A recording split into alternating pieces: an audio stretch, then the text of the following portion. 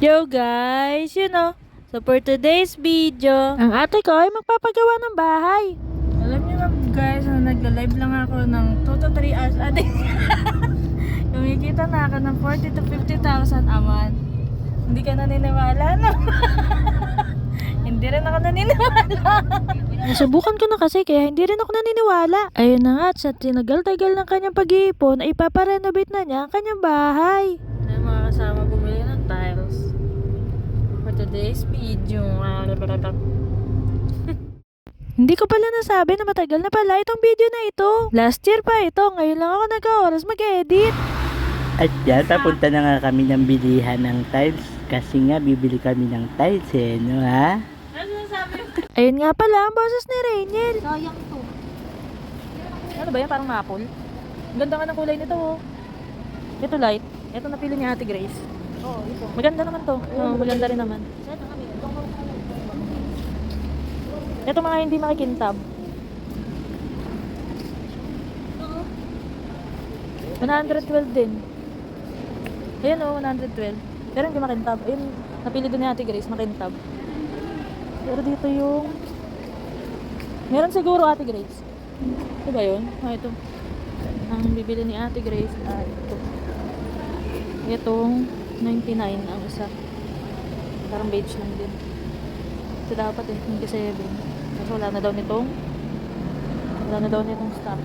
Ayan na nga, patras na rin si Rainiel para ikarga ang aming mga pinamili. Pagkatapos nga pala namin dito ay didiretso na kami sa bahay ng ate ko. Doon nga ibababa namin ang mga materyales. Dahil sa isang araw ay uumpisa ng renovation. Ang bahay nga palang ito ay sa panganay kong kapatid. Ang pinakamabait sa lahat. Masaya ka?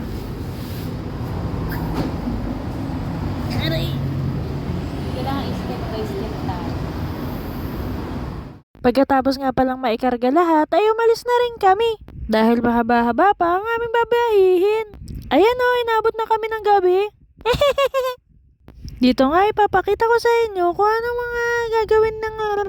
Basta hindi ko alam kung ano ang aking sasabihin. Dito sa taas ay itatalas lahat ito. Ang pangit ko talaga magsalita. Tapos itong hagdanan naman ay gagawin ng bato. Kasi tabi niya ito at may isa dyan na parang masisira na. Maya-maya nga lang pala ay nag-umpisa na kami ni Rainiel na ibaba yung mga gamit. Kasi anong oras na at para matapos na rin kami agad. Dito nga itulong talaga kami sa isang box. Akala nyo lang magaan pero sobrang bigat pala niyan. Siguro ay nabawasan din ako ng mga ilang pulgadang fats dyan. Pinapaspasan na rin namin ni Rainiel dahil anong oras na ng mga oras na yan. Medyo nag-iiba na ang boses ko. Pagkatapos nga pala naming magbaba ng mga materyales, ay medyo nagutom kami. Kaya ayun at nag-drive-thru kami sa Chowking. Kasi deserve namin to. Ito naman ay ibang araw na. Pagkasarado nga pala namin sa tindahan ay dumiretso na kami dito. Para bilhan ng konting makakain na gagawa sa bahay ng ate ko. At dito kami napadpad sa Alphamart. Ito nga pala ang aming mga pinamili. Mga tinapay, chicherya, bigas at iba pa. Para kahit paano ay meron siya makakain habang nagtatrabaho. Dito nga ay dinala na rin namin itong mga sako-sako na ito na tile adhesive para syempre pandikit ng tiles. Pagkatapos naming maibaba lahat ay umuwi na rin kami. Tapos ito nga pala ay ibang araw na ulit. Dito nga ay medyo marami na rin ang nagawa. Dati ay meron dyan pader. Pero natibag na rin. Nalagyan na rin ng flooring na semento. Dati kasi bato-bato lang dyan sa parte na yan. Dito nga may asintada na rin para sa lababo. Di ko alam kung tama ang ginamit kong term. Ibang araw na ulit pala ito. Dito naman ay nakabit na ang mga tiles. At syempre hindi magpapahuli ang hagdanan. Ang mga oras nga pa lang ito, ang dating bakal na hagdanan ay bato na. Meron na rin kami ditong lababo. Tsaka nalagyan na rin ng tiles banda dito. Para tuloy excited na ako magugas ng plato. Pero joke lang yun. Dito nga ipinapakita ko ang mga bakal-bakal na ito. Dahil sa susunod ay lalagyan na ito ng kisame. Fast forward, iba na namang araw ito. At dito nga ay nagawa na ang bar counter. Pero syempre may dala na naman kaming pagkain. Dahil sa amin ay pagkain is life. Ayun nga at medyo natutuwa kami. Dahil unti-unti namin nakikita ang mga pagbabago. Konti na lang ay pwede nang terhan ng bahay na ito. Dito nga ay nakabit na rin pala ang kisame. Tapos banda dito ay meron na rin palang tiles ang hagdanan. Parang nasa office lang. Ang ganda-gandang tumira dito. Bilhin nga po ng prop Wala po kang trap dito. Trade po ang pinag-ibig ko. Para po kayo nakakaloko. Bar counter po, bar counter. Hindi nyo. O, pabili na kami. Pabili na kami. Ayan na nga eh. May sulat.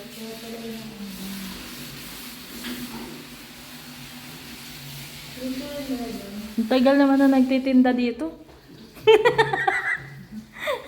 Maya-maya nga ay umuwi na rin kami at naabutan kami ng malakas na ulan. Oh my gulay! Nakuha ko yan kay Ate Sophie at Gabi. Sa amin nga palang muling pagbisita ay na-skim coat na ang mga pader.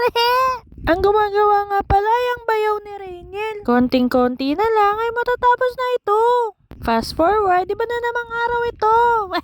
Ang kasama ko, ang bayaw ko, si Sophie, si Ate Grace, si Ate Malen, si Jenica, nung hindi pa sila maalis. Kami ay pupunta sa bahay ng ate ko dahil gusto rin nila makita ito. Ayun nga, hindi ko pala nabanggit sa mga kasama ko, si Gabi. Ang batang ito na makulit. Ayun na pinanggigilan pa ni Ate Sophie. Meron din kasi i-install ang bayaw ko ng mga cabinet dito. Sayang isa. Kaso pag pag nandyan yung isa, mamaya pa tayo makakauwi. Nalagyan pa rin doon ng kahoy. Lagyan mo naman yung video mo kasi gagawin mo yung video. Tapos kapag nalagyan pa yan ng blinds, ng ilaw-ilaw. Tita Maden, sasabihin ko sa'yo. Ano? Sino sasakay sa pick-up? Bakit? Wait lang. Sino sasakay sa pick-up truck? Taas ang kamay. Ikaw. Hindi ka sasakay sa pick-up truck? Sasakay ako. Ba't hindi ka tumaas ng kamay? Ayun nga, dahil napagod kami, ay kakain kami sa labas. Dahil deserve namin ito. Dito nga ay naka-order na rin sila ng aming mga kakainin. Maya-maya nga ay dumating na rin ito, kaso hindi ko na video. Fast forward na naman tayo. Kasi ibang araw na naman ito. At dahil hindi pa na-install ng bayaw ko, ang mga iba pang i-install dito sa bahay ng ate ko, ay pumunta na ulit kami dito. Nakalimutan ko na kung anong araw ito. Pero nung dumating kami dito, ay may 3 kaming kapitbahay na may celebration. Yung isa ay may birthday. Tapos yung isa naman ay blessing ng bahay nila. Sabay yung isa naming kapitbahay ay binyag ng anak niya. O di ba sabay-sabay talaga sila? Ayun nga, at isa sa kanila ay in-invite kami. Yung may blessing ang bahay ang nag-invite sa amin. Dahil katabi lang namin sila. Maya-maya nga lang pala ay pawis na itong mga pamangkin ko. Dahil ang sunod na ini-install ng bayaw ko ay ang ilaw dito sa loob ng bahay. Nakabit na rin ng bayaw ko ang mga blinds. Pati itong mga cabinet. Syempre tumulong din ako malalay dyan. Ang next naman ay yung ilaw sa may bar counter. Pagkatapos nga nito ay umalis na rin kami. Bago nga pala kami umuwi ay nag-dinner muna kami. Kasi nakakagutom na rin talaga. At deserve namin ito. Ang in-order ko nga pala ay tapsilog. Sa ate ko ay bangsilog. At sa bayaw ko naman ay overload lomi. Fast forward nga pala ay nakauwi na dito ang nanay at tatay ko galing probinsya. At wala silang kaalam-alam na nagpa-renovate na ang ate ko ng bahay niya. Kaya ngayon isa-surprise namin sila.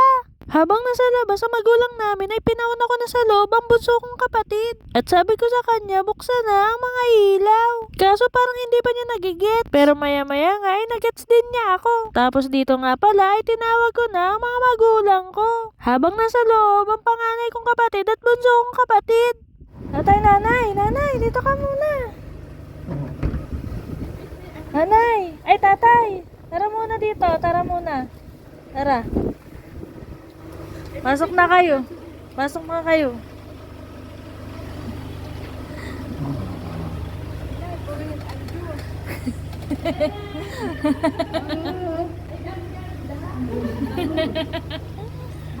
Sige, pasok niyo yung sinelas niyo.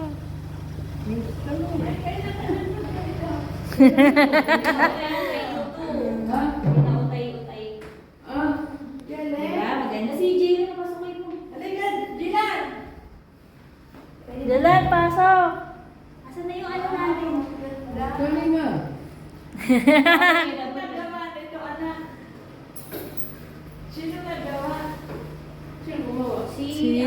Si Ate. Hindi. Yung tiles. Si Aaron din yan. Ayun, si Kuya Anby lang nag-install ng mga ilaw, ng cabinet, ilaw, blinds. Sa taas. Tignan nyo. Tignan sa taas. Tignan sa taas. Tawagan mo si Dylan mo na. May hagdan. Hindi na bakal yung hagdan, nanay.